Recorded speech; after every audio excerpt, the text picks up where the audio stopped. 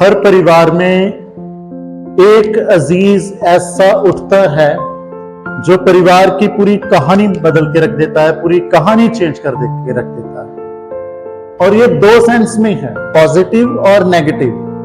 Positive sense में कि घर परिवार को गरीबी से उठा करके एक ऐसे स्टैंडर्ड पे, एक ऐसे स्टेटस पे लेके चला जाता है कि तमाम जो हमारे कांटेक्ट में होते हैं, तमाम जो हमारे सराउंडिंग होते हैं, वो भी इसको एज ए ब्लेसिंग के तौर पर उस परिवार के लिए देखते हैं। और अगर हम नेगेटिव देखें तो परिवार में कोई ना कोई ऐसा अजीज भी उठ सकता है जो इस कदर परिवार की पूरी कहानी बदल दे कि परिवार एक इज्जतदार हो, परिवार एक अच्छे मुकाम पर हो और उसको पूरा नीचे ले आए। मेरे अजीजों, आज इसी टॉपिक पर रह करके कि कैसे एक मसीही जो है वो अपने परिवार की, वो अपनी फैमिली की पूरी कहानी बदल के रख सकते हैं in positive sense, not in negative sense. नकारात्मक तरीके से नहीं बल्कि सकारात्मक तरीके से। और जब हम सेकुलर इस चीज को देखते हैं तो एक बहुत ही अच्छी उदाहरण, एक बहुत ही अच्छी जिंदा एग्जाम्पल आज के दौर पर हमारे सामने है और मैं उस एग्जाम्पल को आपके सामने रखना चाहता हूं। हम में से बहुत सारे लोग जो है वो क्रिस्टियानो रोनाल्डो को जानते हैं, जो कि पुर्तगाल देश का बहुत ही फेमस और बहुत ही उम्दा फुटबॉल प्लेयर है, फुटबॉल का खिलाड़ी है। और वो जो प्लेयर है वो आज पूरी दुनिया का सबसे महंगा और सबसे अमीर गिना जाने वाला एक प्लेयर है। पर जब हम उसके परिवार को देखते हैं तो उसके पिता जो थे एक माली थे, एक गार्डनर थे।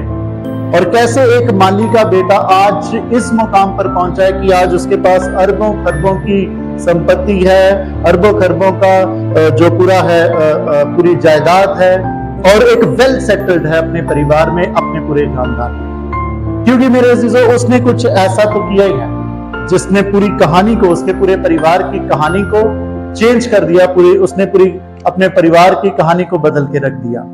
मेरे अजीजों, जब हम देखते हैं उसके परिवार को, देखते हैं कि एक दफा ऐसे था जब 52 इयर्स की उम्र में उसके पिता की मौत हो गई। जब उसके पिता की उम्र 52 साल थी तो वो इस जहान से चले गए क्योंकि वो अल्कोहल ज्यादा कंज्यूम करते थे। तो परिवार पर बहुत ही गरीबी और बहुत ही नाजुक हालात आ गए। इतने नाजुक हालात आ गए थे कि क्रिस्टियानो रोनाल्डो जो है उसकी मम्मी को, उसकी मदर को लोगों के घरों में जाकर के काम करते हुए फिर अपने डेली वेजेस, फिर अपना डेली जो अर्निंग थे, फिर जो अपना डेली जो खाना पीना था, फिर वो कर पाती थी। ऐसे हालात थे। पर ये एक ऐसा बशर उठा जिसने पूरी परिवार की कहानी को ही मेरे अजीजों बदल के रख दिया। आज हम इसी तौर पर सीखने वाले हैं और मैं बातचीत करने वाला हूं आज की सुबह खुदा के जिंदा कलाम के माध्यम से कि कैसे एक मसीही जो है वो अपने परिवार की कहानी बदल के रख सकते हैं। आप सबको सलाम, स्वागत है आप सबका खुदा की जिंदा हुजूरी में। और आज हम 10वें दिन के उपवास प्रार्थना में खुदा की खिदमत में हैं और खुदा का शुक्र है कि इन 10 दिनों के मुबारक और रूहानी सफर में प्रभु ने अपनी महान कृपा और दया के साथ हमारी रहनुमाई करी है। और मैं उन सब अजीजों का भी धन्यवाद देना चाहता हूं जो बड़े प्यार के साथ हमारे साथ इस रूहानी सफर में लगातार शामिल रहते हैं। और खुदा आप सबको, आप सबके खानदानों को, आप सबके परिवारों को बेइंतहा बरकत दे और आप उसकी बरकत के साथ मामूर बड़ी गवाहियों के साथ आगे बढ़ते जाएं। आइए कलाम की गहराइयों में आगे बढ़ेंगे और आज की सुबह हम उत्पत्ति उसका 12वां अध्याय और उसकी पहली 5 आयतें मैं आपके सामने पढ़ना चाहता हूं, जहां खुदा का कलाम इस रीति से है। यहोवा ने अब्राहम से कहा, अपने देश और अपने कुटुंबियों और अपने पिता के घर को छोड़कर उस देश को चला जा जो मैं तुझे दिखाऊंगा, और मैं तुझसे एक बड़ी जाति बनाऊंगा और तुझे आशीष दूंगा और तेरा नाम महान करूंगा और तू आशीष का मूल होगा। जो तुझे आशीर्वाद दे उन्हें मैं आशीष दूंगा और जो तुझे कोसे मैं उसे श्राप दूंगा और भूमंडल के सारे कुल तेरे द्वारा आशीष पाएंगे। यहोवा के इस वचन के अनुसार अब्राहम चला और लूत भी उसके संग चला। और जब अब्राहम हारान देश से निकला उस समय वह 75 वर्ष का था। इस प्रकार अब्राहम अपनी पत्नी सारै और अपने भतीजे लूत को और जो धन उन्होंने इकट्ठा किया था और जो प्राणी उन्होंने हारान में प्राप्त किए थे सबको लेकर कनान देश में जाने को निकल चला और वे कनान देश में आ गए। प्रभु के पवित्र कलाम के पढ़े सुने जाने की बरकत हम सबके साथ हो। आमीन आमीन। तो मेरे अजीजों में आज खुदा के कलाम में से हम सीखेंगे, बाइबल में ऐसे अजीज हुए हैं, खुदा के बंदे हुए हैं, खुदा के दास हुए हैं, जिन्होंने अपने परिवार खानदान की पूरी कहानी को ही पॉजिटिव सेंस में बदल के रख दिया। और उनमें सबसे पहले मैं आपके सामने रखना चाहता हूं नूह को। मेरे अजीजों, हम में से बहुत सारे अजीज जो है वो नूह को जानते हैं। और नूह एक ऐसा बशर था जब खुदा ने देखा कि पूरी धरती जो है वो सब और पाप और बुराई एकदम पूरे पीक पे है, पूरे शिखर पे है।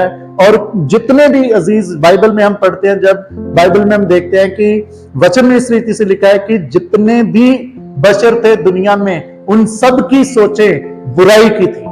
कोई भी ऐसा नहीं था कि जो कोई अच्छा सोचता हो। हर एक की सोच जो थी वो बुराई से भरी पड़ी थी। पर खुदा का ये बंदा था जो धर्मी था अपने परिवार के साथ और अपनी फैमिली के साथ। मेरे अजीजों, खुदा का कलाम अपने इस बंदे के पास आता है कि मैं इस पूरी दुनिया को, क्योंकि मैं पछता रहा हूं इस दुनिया को बना करके, क्योंकि इनके सारे काम, सारी सोचे जो है वो बुराई की हैं, तो मैं इस परिवार को खत्म करने के लिए जा रहा हूं। पर तू क्या कर, एक बहुत बड़ी कश्ती बना। उस सारी कहानी को मेरे अजीजों हम जानते हैं। पर मैं जो आपका मेरे अजीजों ख्याल इस बात पर मेनली जो मैं आपका ध्यान केंद्रित करना चाहता हूं कि कैसे नूह के एक डिसीजन ने या नूह की लाइफ में उसने ऐसा क्या करा कि पूरी दुनिया खत्म हो गई। हम देख सकते हैं कि जब उस जल प्रलय में पूरी दुनिया खत्म होगी, पर नूह और उसका परिवार जो था वो खत्म नहीं हुआ था, वो बचाया गया था। नूह की जिंदगी में ऐसा था कि वो अपने पूरे परिवार की कहानी को पॉजिटिव सेंस में उसने बदल के रख दिया था। मेरे अजीजों, ये कैसे हुआ? हम देख सकते हैं कि जब पूरी दुनिया और सारे और चारों ओर बुराई थी, तो नूह ने एक डिसीजन लिया था।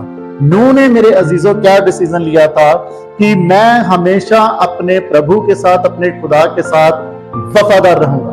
मैं हमेशा अपने खुदा के साथ वफादार रहूंगा।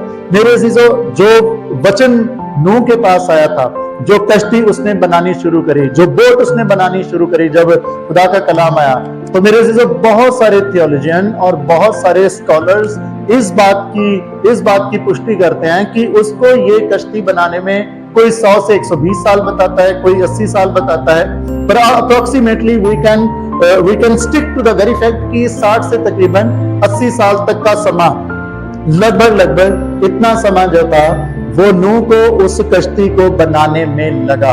और वो अकेला नहीं, उसका पूरा परिवार लगा हुआ था। और ये बहुत आसान नहीं था मेरे अजीजों। इतना टाइम इसलिए लगा क्योंकि उस समय इतनी जो साइंटिफिक इक्विपमेंट से आज हम बने हैं, इतना सब कुछ अवेलेबल नहीं था। उनको जाना पड़ता था और स्पेशल एक गोंद करके पेड़ जो था उसको मतलब वो लाते थे और उससे वो कश्ती बना रहे थे। और ये आसान नहीं था, ये बहुत ही मेहनत का काम था। और वो अपने पूरे परिवार के साथ इस खुदा के काम पे वफादारी के साथ लगा रहा। और ये आसान नहीं था क्योंकि जब वो लगे हुए थे इतना साल, इतना टाइम जो वो खुदा के कलाम पर रह करके जिंदगी बसर कर रहे हैं, हो सकता है बहुत सारे लोग उनको मजाक भी करते हो, बहुत सारे लोग उनको ताने भी देते हो कि तुम किस चक्रों में पड़े हुए हो, तुम ऐसा क्यों लगे पड़े हो, देखेंगे भलाई क्या ही हो जाएगा। क्योंकि बहुत टाइम हो रहा था, 60 से 80 साल, या कुछ स्कॉलर्स की अगर माने तो 100 से 120 साल, तो वो भी एक बहुत लंबा पीरियड है। तो इतना लंबा पीरियड जो टाइम खुदा के साथ वफादार रहना, ये आसान नहीं होता मेरे अजीजों। वो भी तब जब आप ऐसे माहौल से घिरे पड़े हैं जो एकदम पाप से, जो एकदम तमाम तरह की बुराइयों से मेरे अजीजों घिरा पड़ा था। पर उस समय नूह के एक ऐसे डिसीजन ने उसके पूरे परिवार की कहानी को पॉजिटिवली बदल के रख दिया। जो डिसीजन उसने लिया था कि मैं अपने परमेश्वर के साथ वफादार रहूंगा, कोई नो मैटर कि लोग कैसे रह रहे हैं, नो मैटर, मुझे कोई फर्क नहीं पड़ता कि और लोग मेरे बारे में क्या सोच रहे हैं। आज मेरे अजीजों, जब हम इसको प्रेजेंट कॉन्टेक्स्ट के साथ अपनी जिंदगियों से कनेक्ट करते हैं ना, तो आज जो हम मेहनत करते हैं ना खुदा में, बहुत दफा लोग हमारा मजाक उड़ाते हैं, बहुत दफा हमारी आत्मिकता का हो सकता है लोग मजाक बनाएं, हो सकता है लोग कहे ओहो ये आज बड़े आत्मिक बन रहे हैं, मेरे अजीजों, मुझे ये भी याद है कि जब मैं पंजाब में एक चर्च में था, तो एक बहुत ही नशे से पीड़ित जो था, नशे से ग्रस्त जो था, जब वो खुदा की नजदीकी में उसने डिसीजन लिया कि वो आगे बढ़ेगा और वो अपनी बाइबल लेके जब चर्च डेली आया करता था, तो बहुत सारे लोग उसे टॉन्ट भी किया करते थे। इवन कि कुछ लोग उसे ये भी किया गया, बोल के बुलाया करते, देखो देखो पादरी साहब का बेटा जा रहा है। पर मेरे अजीजों, उसने फिर भी उन बातों की ओर जो था वो ध्यान नहीं दिया। ये डिसीजन था नूह का। और एक और डिसीजन था, मैं अपने खुदा के प्रति वफादार रहूंगा, मैं दुनिया से अलग रहूंगा। मेरे अजीजों, प्रैक्टिकली देखें ना, तो ये भी ख्याल नूह के जहन में आ सकता था कि यार इनको क्या हो रहा है, जो मुझे हो जाएगा। इतने साल तो हो गए, परमेश्वर ने कहा है, अभी तक तो कोई पानी या अभी तक तो कोई ऐसी चीज नहीं आई कि जिसकी वजह से लगे कि पानी से दुनिया मरेगी। मेरे अजीजों, हो सकता है आज हमारे जहन में भी ये ख्याल आते हों कि जो लोग दुष्टताई में जी रहे हैं वो देखो कितना बढ़िया जी रहे हैं, उनको क्या ही हो जाएगा। जो लोग विचारिता में जी रहे हैं वो फिर भी कितना आगे बढ़ रहे हैं, उनको क्या हो गया जो हमें हो जाएगा। मेरे अजीजों, कहानियां ऐसे नहीं बदलती कि हम लोगों के जैसे हो जाते हैं। कहानियां लोगों से अलग होने के बाद ही मेरे अजीजों बदली जाती है। आज बहुत सारे लोग हैं जिनको देख के लगता होगा कि उनको क्या हो गया जो हमें हो जाएगा। और बहुत दफा नौजवान जो है वो इस रीति में फंस करके अपनी लाइफ में गलत डिसीजन लेते हैं कि चर्च में या कलीसिया में या फलाने उसमें उन्होंने भी तो ऐसा किया, उन्होंने भी तो दूसरे गैर जाति में जाकर के शादियां करी, उन्हें क्या हो गया जो हमें होगा। वो भी तो फ्रेंडशिप में आगे बढ़ रहे हैं, उन्हें क्या हो गया जो हमें हो गया। वो भी तो नशे में रह करके भी खिदमत पे आगे बढ़ रहे हैं, उन्हें क्या हो गया जो हमें हो जाएगा। मेरे अजीजों, ये चीजों पर हमें कंट्रोल करना और हमें उनसे अलग रहना है। कहानियां तभी खानदानों की बदलती हैं जब हम लोगों की माने नहीं, बल्कि जब हम अपने खुदा के साथ वफादार होकर के आगे बढ़ने का मेरे अजीजों डिसीजन लेते हैं। ये थी पहली एग्जांपल। दूसरी एग्जांपल जो हमने अब्राहम के बारे में पढ़ा। अब अब्राहम को खुदा का कलाम आता है कि तू आशीषों का मूल है। और ये वचन सिर्फ अब्राहम के लिए नहीं है मेरे अजीजों, ये वचन हर एक उस मसीहियत के लिए है जो खुदा बाप पर, जो खुदावंद यीशु मसीह पे ईमान कर रख करके आगे बढ़ता है। ये हर एक उस मसीही के लिए वचन है कि वो आशीषों के मूल हैं, अपने खानदान के लिए, अपने परिवार के लिए, अपनी कलीसिया के लिए, अपने समाज के लिए, अपने देश के लिए, इस पूरे संसार के लिए। मेरे खुदा ने हमें आशीषों के मूल ठहराया है। पर यहां पर देखते हैं, क्योंकि जो अब्राहम को जब ये ब्लेसिंग वर्ड्स खुदा ने दिए हैं, तो वो चला, अपना देश छोड़ा और जिस जगह को खुदा ने दिखाया उसकी ओर चला। नाउ जब हम अब्राहम की जिंदगी को देखते हैं, तो अब्राहम के साथ खुदा ने और भी वायदे किए थे कि भाई मैं तेरी अंश को ये पूरी धरती, पूरी जो जमीन है, पूरा देश जो है ये दे दूंगा। नाउ जब हम देखते हैं अब्राहम ने अपनी जिंदगी में, अपनी लाइफ में जब तक वो जिंदा रहा, क्या हम देख सकते हैं बाइबल में से कहीं भी कि उसने अपनी आने वाली कौम को उस पर राज करते हुए देखा? नहीं। पर फिर भी वो अपने खुदा के साथ इस चैलेंज के साथ बना रहा कि भले, पर खुदा ने जो वायदा किया है भले मेरी जिंदगी में अभी पूरा नहीं हो रहा है, पर जो वायदा उसने किया है वो पूरा जरूर होगा, वो पूरा जरूर होगा। और जो डिसीजन मेरे अजीजों हम देख सकते हैं, जो डिसीजन अब्राहम ने लिया कि उसने ये फैसला लिया कि चाहे खुदा के रास्ते पर जो चल रहा हूं मैं, चाहे ये रास्ता कितना भी लंबा क्यों नहीं है, मैं चलता रहूंगा, अपने परमेश्वर यहोवा की वेट करता रहूंगा, मैं कभी भी इरिटेट नहीं होऊंगा, मुझे जितना भी लंबा चलना पड़ेगा मैं खुदा की खिदमत में चलूंगा। आज मेरे अजीजों, मुझे और आपको यही सीखने की जरूरत है। कहानी अगर मैं और आप अपने खानदान, परिवार की इन पॉजिटिव सेंस बदलना चाहते हैं, देखना चाहते हैं, तो मेरे अजीजों हमें अपनी उस स्पिरिचुअल जर्नी को के लिए यही डिसीजन लेना पड़ेगा कि चाहे हमारी आत्मिक दौड़ कितनी भी लंबी क्यों ना हो, हम हताश नहीं होंगे, हम नाराज नहीं होंगे, हम घबराएंगे नहीं, क्योंकि सब अच्छा ही होगा। यीशु मसीह के नाम में सब अच्छा ही होगा। और मेरे अजीजों, यही चीज थी जो अब्राहम में मोस्टली पाई जाती थी कि उसने वेट किया। अपनी उस आत्मिक यात्रा को, अपनी उस आत्मिक जो उसकी लाइफ थी, उसको मेरे अजीजों उसने कंटिन्यू रखा, चाहे टाइम कितना भी लग गया, चाहे समय कितना भी लग गया हो। आज मेरे अजीजों, मेरे और आपके लिए जो सीखने के लिए ये है, पता है आपको, खुदा बाप की आंखें हम पर हमेशा लगी रहती हैं। और मैं हमेशा एक बात कहता हूं कि भले उसकी जो आंखें अगर वो हमारे सब तरह के कामों को देख रहा है, हमारे द्वारा जो हम पाप करते हैं, अगर वो भी देखता है, तो मेरे अजीजों खुदा वो भी देखता है जो हम उसके नाम में होकर के मेहनत करते हैं। और खुदा के कलाम में लिखा है कि उसमें करी गई मेहनत कभी भी व्यर्थ नहीं जाती है, वो अपना फल लेके आती है। और मैं एक बार और बड़े ही कॉन्फिडेंस के साथ कहता हूं कि एक धर्मी जन की आत्मिक मेहनत, एक धर्मी जन की आत्मिक मेहनत का जो असर है, उसकी पीढ़ियों पीढ़ी तक मेरे अजीजों देखने को मिलता है। वो मर भी जाएं तो उनकी पीढ़ियों पीढ़ियों तक उनकी दुआओं का ब्लेस्ड असर मेरे अजीजों जरूर आता है। परिवारों की कहानियां पॉजिटिव सेंस में चेंज हो जाती हैं, जो अपने खुदा में, जो अपने रब में हमेशा आगे बढ़ते रहते हैं, वो आत्मिक जर्नी में हमेशा बने रहते हैं। तीसरी मेरे अजीजों, मैं एग्जाम्पल आपके सामने रखना चाहता हूं। हम में से सब रहाब वेश्या को जानते हो। जब यहोशुआ इज़राइल के साथ पूरी इज़राइल कौम के साथ कनान देश में एंटर करने के लिए, जब उसने खोजियों को, उसने भेदियों को भेजा कि जाओ भेद लेकर के आओ, उस देश में जाकर के आओ कि कैसा माहौल है, तो रहाब वेश्या जानती थी कि यहोवा परमेश्वर इनके साथ है, क्योंकि उन्होंने वो सब बातों को जानते थे जो परमेश्वर यहोवा ने कैसे किनको इजरायलियों को मिस्र देश की गुलामी में से निकाला था, वो सारी चीजों को जानते थे। और रहाब वेश्या ने उनको छिपाया, और उनको जो छिपाया है मेरे अजीजों, दैट वाज वेरी रिस्की।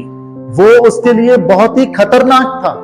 मेरे अजीजों, हम देख सकते हैं, जब वचन में हम आगे पढ़ते हैं, देखते हैं, तो हमें पता चलता है कि रहाब ने उनको अपने घर में छिपाया। कुछ अनाज था, उसके नीचे उसने उसको छिपाया। कैन यू इमेजिन कि अगर उस देश के राजा को, या जो अधिकारी चेक करने आए थे उसके पास, कि वो हमें पता है कि भेदिए यहाँ पर आए हैं, कहां पर हैं, तो उसने उनको कहा कि आए तो थे पर वो चले गए। अगरचे वो भेदी जो राजा के वो अधिकारी जो आए थे, उन भेदियों को वहां पर देख लेते, तो मेरे अजीजों पता है क्या रिजल्ट होता? रहाब के साथ साथ उसके पूरे परिवार को, पूरे खानदान को खत्म कर दिया जाता, पूरे खानदान को मेरे अजीजों नाश कर दिया जाता। पर मेरे अजीजों, उसने डिसीजन लिया कि मैं इस खतरे को मोल लेने के लिए तैयार हूं, क्योंकि मुझे पता है ये खुदा के बंदे हैं। और उसने सिर्फ उनको छिपाया नहीं, बल्कि उनको भागने में मदद भी करी बाद में, कि तुम यहां से कब निकलना करके। और मेरे अजीजों, वचन में हम देखते हैं कि उसको वो ब्लेसिंग मिली, वो पापी स्त्री गिनी जाती है समाज में। आज भी हम अगर वेश्या को देखें तो हम अच्छी नजर से कभी भी नहीं देखेंगे मेरे अजीजों। हम आत्मिक वाले होते हैं, पर हम एक अच्छी नजर से कभी भी नहीं देख सकते हम, क्योंकि उनका किरदार जो है, उनका जो काम जो चल रहा है समाज में, वो इतना ही मतलब पापमयी है कि हम उनको बहुत दफा बहुत लोग जो है उनको अच्छी नजर से नहीं देखते। पर मेरे अजीजों, जब उसने खुदा की महिमा में आगे बढ़ने का इतना बड़ा रिस्क तक ले लिया, इतना बड़ा खतरा तक मोल ले लिया, खुदा की नजदीकी में आने का एक स्टेप लिया, तो हम हमेशा जो हैं वो गौर तलब कर सकते हैं कि खुदा बाप हमसे नफरत नहीं करता है, वो हमारे द्वारा किए गए पापी एक्टिविटीज को नफरत करता है। वो हमें इसी रीति से, वो भले ही रहाब वेश्या जो थी पाप में थी, पर खुदा उससे नफरत नहीं करते थे, उसके पाप में कामों से नफरत करते थे। पर जब वो खुदा के बंदों के लिए खड़ी हुई, तो खुदा ने भी उसे बचाया, और ऐसा बचाया, आपको पता है रहाब जो थी वो खुदावंदी यीशु मसीह की उस वंशावली में आई। इसके बाद हम देख सकते हैं कि रहाब जो थी वो दाऊद की परदादी या ग्रेट ग्रेट ग्रैंड मदर जो करके है, वो हुई उसकी वंशावली में। और दाऊद के जब आगे वंशज हम पढ़ते हैं, तो हम पढ़ते हैं कि मरियम यूसुफ जो उसकी वंशावली में से आते हैं। तो यीशु मसीह की उस लाइन में उसको ब्लेसिंग मिली गई मेरे अजीजों, जिसको पूरे समाज मेरे अजीजों हो सकता है कि नकार दें, फिर खुदा बाप ने उसको नहीं नकारा। तो ये पूरी कहानी कैसे चेंज हो गई? उसके पूरे खानदान की कहानी चेंज हो गई इन अ पॉजिटिव सेंस। अब मेरे अजीजों, जब क्योंकि उसने ये डिसीजन लिया कि वो जो है खुदावन की तारीफ में, खुदावन की महिमा में आगे बढ़ेगी। और हमारे लिए सीखने के लिए क्या मिलता है? आज मेरे अजीजों, मैं और आप भी बहुत ही पापमय जिंदगी में हो सकता है लीन हो सकते हैं, पर जैसे इसको मौका मिला, किसको? राहाब को, इसने उस मौके का पॉजिटिव फायदा उठाया और अपनी जिंदगी को खुदा के अधीन किया। आज मेरे और आपके लिए भी सीखने के लिए, अगर मैं और आप अपने परिवार खानदानों की जिंदगियों में ड्रास्टिक चेंज लेके आना चाहते हैं, एक पॉजिटिव चेंज मेरे अजीजों, तो खुदा का मौका आज मेरे और आपके लिए है। हम बेशक कितने भी पाप और गुनाह से क्यों नहीं लदे हुए, पर खुदा आज भी हमें मौका दे रहा है कि हम उसकी नजदीकी में आए, उसकी हजूरी में आए, ये डिसीजन लें कि हमें खुदा की महिमा में आगे बढ़ना है। और उसकी महिमा में आगे बढ़ने वाले अजीज हमेशा पाप से निजात पाते हैं। खुदा का कलाम बयान करता है कि तुम्हारे पाप चाहे लाल रंग और किरमची क्यों ना हो, मैं उनको धो करके एकदम बर्फ की मानेंद श्वेत कर दूंगा, साफ कर दूंगा। मेरे अजीजों, खुदा का ये वायदा अपने लोगों के लिए है, आज मेरे और आपके लिए। हमें भी खुदा का वो अपॉर्चुनिटी मिल रही है कि हम खुदा की नजदीकी में आए और हम भी अपने परिवारों के लिए एक ड्रास्टिक चेंज, एक पॉजिटिव चेंज मेरे अजीजों लेके आने का कारण बन सकते हैं। मेरे अजीजों, ये थी 3 बिब्लिकल स्टोरीज जिनमें से हम देख सकते हैं कि कैसे, और भी बहुत सारी स्टोरीज हैं, जैसे कि हम यूहन्ना 4 अध्याय को देखें तो वहां पर एक सामरी स्त्री है जो खुदावन यीशु मसीह को मिली, और जब उसने खुदावन यीशु मसीह के कलाम को रिसीव करा, उसकी वजह से पूरे का पूरा गांव ही मेरे अजीजों खुदावन यीशु मसीह में आ गया। कैसे ड्रास्टिक चेंज लेकर के आते, एक पॉजिटिव चेंज लेके आते हैं एक ही इंसान। मेरे अजीजों, आज मेरे और आपके जो सीखने के लिए है, आज हमें से भी बहुत अजीज अपने परिवार की कहानी पॉजिटिव सेंस में बदलने की चाहत जरूरत है। तो सबसे पहली बात, जैसे नूह ने डिसीजन लिया कि वो दुनिया जैसा नहीं होगा, कि दुनिया अगर व्यभिचारिता में चल रही है, यीशु मसीह में चलती हुई भी, बाइबल पढ़ती हुई भी, और तमाम तरह की बुराइयों में भी लीन है, पर मैं वैसा नहीं बनूंगा या नहीं बनूंगा। एक डिसीजन लेना पड़ेगा। अगर आप एक पॉजिटिव चेंज, एक ब्लेस्ड चेंज अपने परिवार में लाने का रीजन बनना चाहते हैं, आप रीजन बनना चाहते हैं कि मैं अपने परिवार में आशीषों का मूल बनूं, मेरे अजीजों, नूह की तरह बनना पड़ेगा ये डिसीजन कि मैं दुनिया की तरह नहीं होऊंगा, मैं अपने खुदा के साथ वफादार बना रहूंगा। अब्राहम की तरह डिसीजन लेना पड़ेगा मेरे अजीजों। क्या डिसीजन? कि मेरी आत्मिक जो दौड़ है, चाहे कितनी भी लंबी क्यों ना हो, चाहे कितना भी टाइम क्यों ना लगे, पर मैं अपने खुदा के साथ हमेशा आज्ञाकार, खुदा के साथ हमेशा वफादार रहूंगा। मेरे अजीजों, राहाब वेश्या की तरह जो मौका खुदा आज मुझे और आपको एक अच्छे जीवन की शुरुआत देने का दे रहा है, हमें उस मौके का पॉजिटिव फायदा लेना है। हमें हलीम करके अपने आप को खुदा की हजूरी में आना है, तब ही मेरे अजीजों एक पॉजिटिव रिजल्ट आएंगे मेरे और आपकी जिंदगी में। उस सामरी स्त्री की तरह मेरे अजीजों हमें होना पड़ेगा। क्या? खुदा के कलाम को रिसीव करके औरों को भी खुदा के कलाम का असर बताना है और सबके लिए ब्लेस्ड होना है। खुदा बात करे कि मेरे अजीजों, मैं और आप अपने परिवार, अपने खानदान की जिंदगियों में एक ऐसे बशर बने जो परिवार की पूरी कहानी को ही पॉजिटिवली बदल के रख दे और हमारे परिवारों को एक ऐसे मुकाम पर लेके जाने वाले हो सके जिसमें खुदा की महिमा जाहिर हो। प्रभु अपने कलाम के द्वारा हम सबको बहुत आशीष बरकत। आमीन। आइए हम दुआ करेंगे। सर्वशक्तिमान प्रभु जी, हम आपका धन्यवाद देना चाहते हैं आज की ये सुबह के लिए, और आपने हमें 10 दिन के उपवास में प्रभु जी संभाला है। हम आपका शुक्र करना चाहते हैं। आज 10वें दिन की सुबह में हम आपकी खिदमत में, पिता परमेश्वर जी हमें संभालें, हमें बरकत दें और अपनी महिमा में खुदा में महफूज हैं, ताकि अब आप आसमानी हम आपकी महिमा में प्रभु जी खुदा निरंतर आपकी हजूरी में इसी रीति से आगे बढ़ते जाओ। और आज के वचन के मुताबिक सचमुच प्रभु हमें बरकत दें कि प्रभु हम अपने परिवार खानदानों के लिए आशीषों के मूल हो सके और हम आपकी महिमा को प्रभु जी अपने जीवनों में से आसमानी बाप बयां करने वाले हो सके। आप हमें संभालें, हमें बरकत दें और हम पर पिता परमेश्वर जी अपने अनुग्रह को, अपनी दया को पिता परमेश्वर जी कायम रखे। जिन भी अजीजों ने आज उपवास रखा उन सबको बरकत देना, और कोई जो तमाम प्रेयर रिक्वेस्ट पंजाब से, हरियाणा से, दिल्ली से, यूपी से और प्रभु जी राजस्थान के तमाम एरिया से प्रभु जी और मेथोडिस्ट चर्च शाहपुर रोड से हैं, उन सबको यीशु के नाम में ब्लेस कर, एक एक के साथ आपकी ब्लेसिंग हो, एक एक प्रभु जी यीशु के नाम में चंगाई को रिसीव करें और आपकी महिमा के गवाह बने, इसी रीति से आगे बढ़ने की बरकत। प्रार्थना खुदावंद यीशु मसीह के नाम से मांगते हैं, आमीन आमीन। God bless you all. खुदा आप सबको आशीष दे।